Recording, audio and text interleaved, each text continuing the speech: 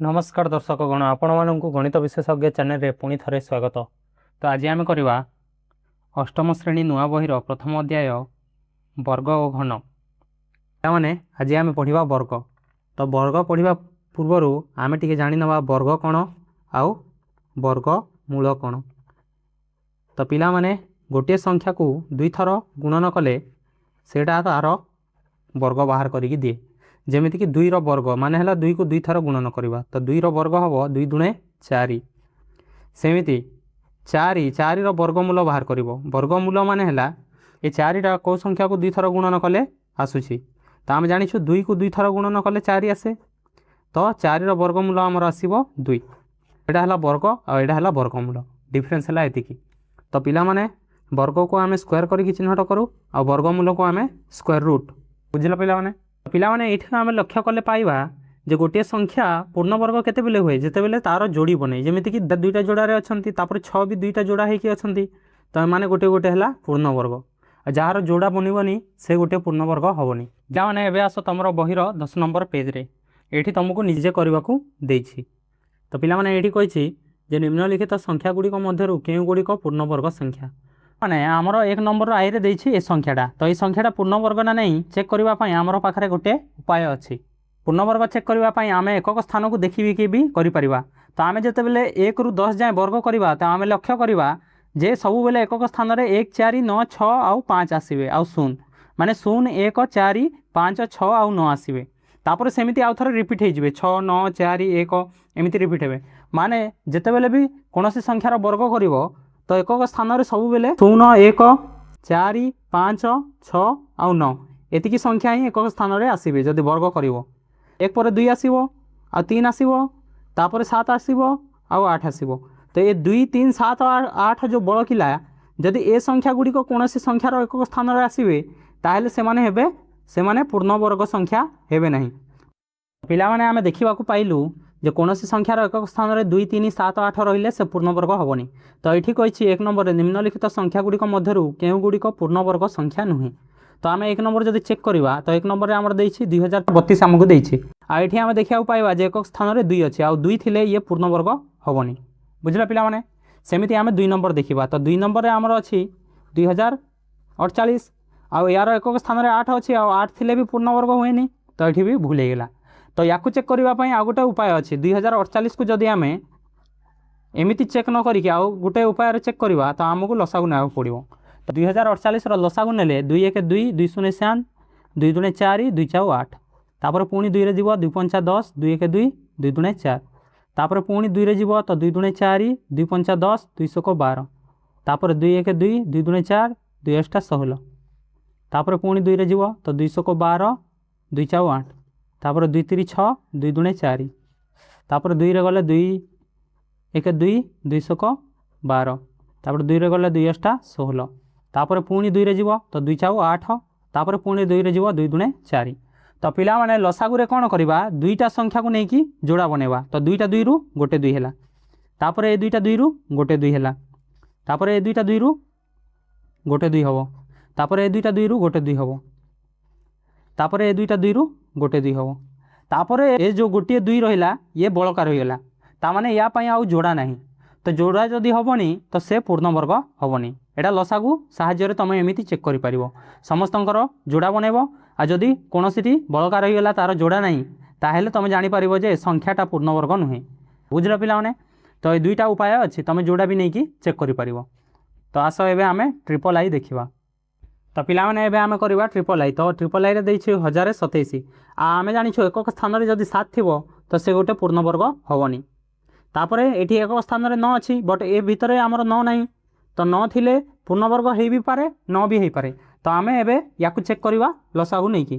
तो 1089 लसागु नेवा मैंने 2 रे जीवनी एकक स्थान रे 0 2 4 6 8 रहिले ही 2 रे जाए।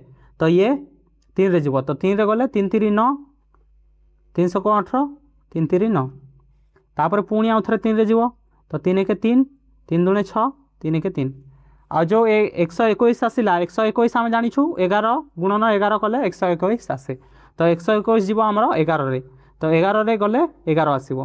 तो पिला माने 2टा 11 मिसिकी गोटे 11 हम तापर 2 3 3 मिसिकी गोटे 3 है माने एमानकर समस्तंकर जोड़ा आमे बनै पारलु।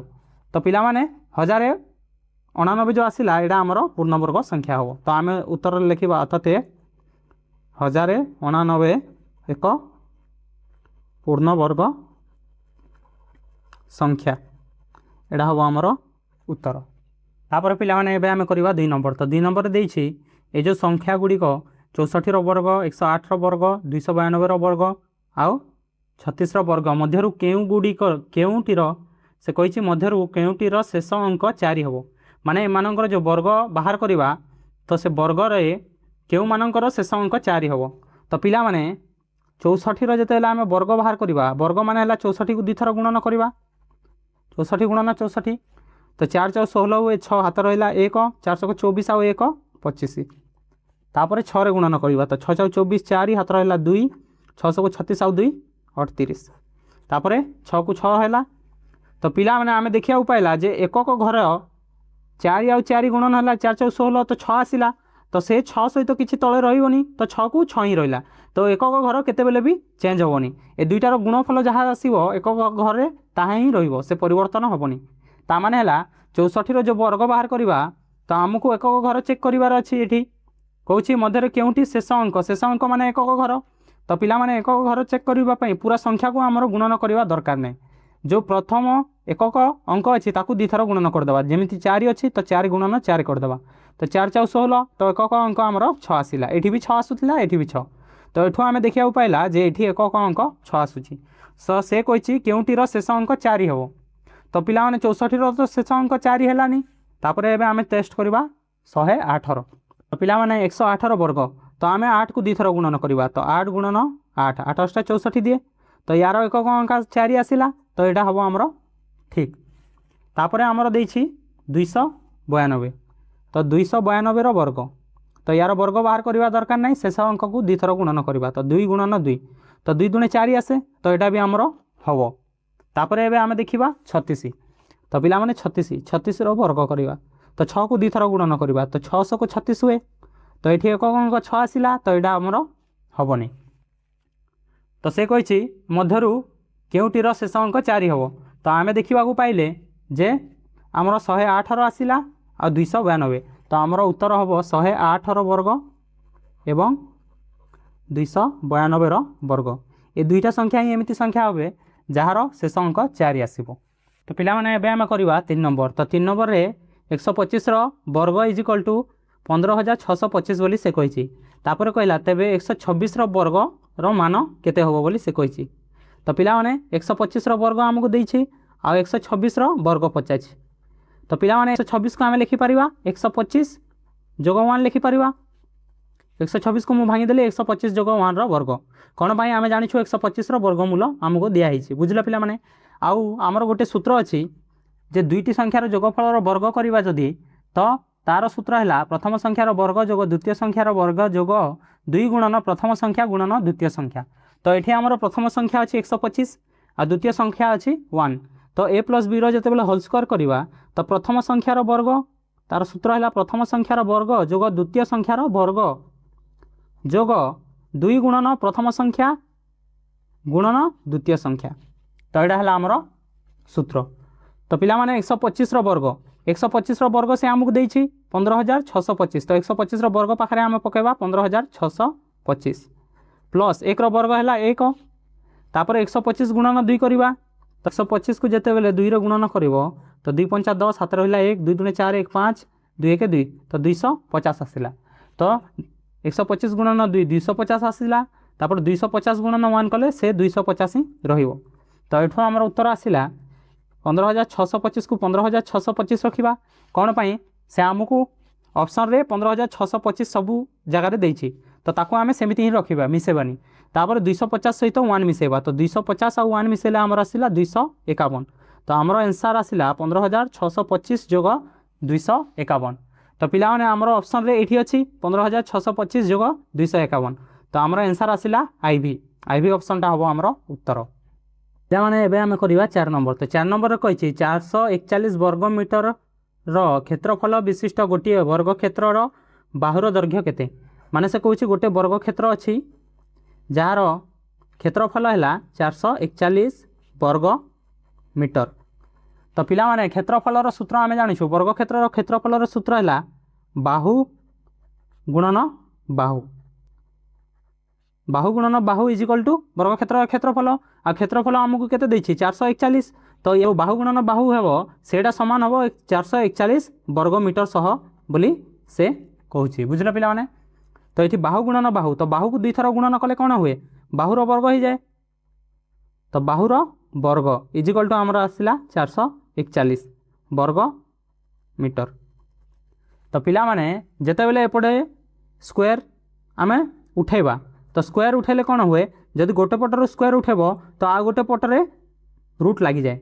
तो एपटे हो बाहु इज इक्वल टू वर्ग थिला तो बाहु आमे जेते बाहर करवा एपटे रूट लगी तो रूट 441 वर्ग मीटर हो। तो पिला माने रूट मान है वर्गमूल आ वर्गमूल बाहर कर आम सूत्र जानिछु। वर्गमूल बाहर करवा सूत्र है लसागु नेबा।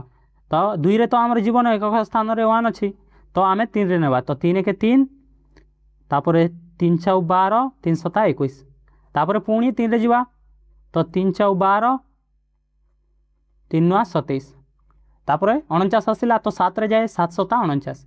तो पिला माने वर्गमूल जेते बाहर करवा दुईटा को जोड़ा बनेवा। तो 2टा 3 रु गोटे 3 हम आ 2टा 7 रु गोटे 7 हम। तो आमर जो वर्गमूल आसला सेटा हम 2टा 3 रु गोटे 3 गुणन 2टा 7 रु गोटे 7 तो 7 3 21। तो 21 मीटर हम आमर वर्ग मीटर थिला तो बाहु हो आमर मीटर। तो ये आमर बाहुर दैर्घ्य आसला 21 मीटर यहाँ है आमर उत्तर।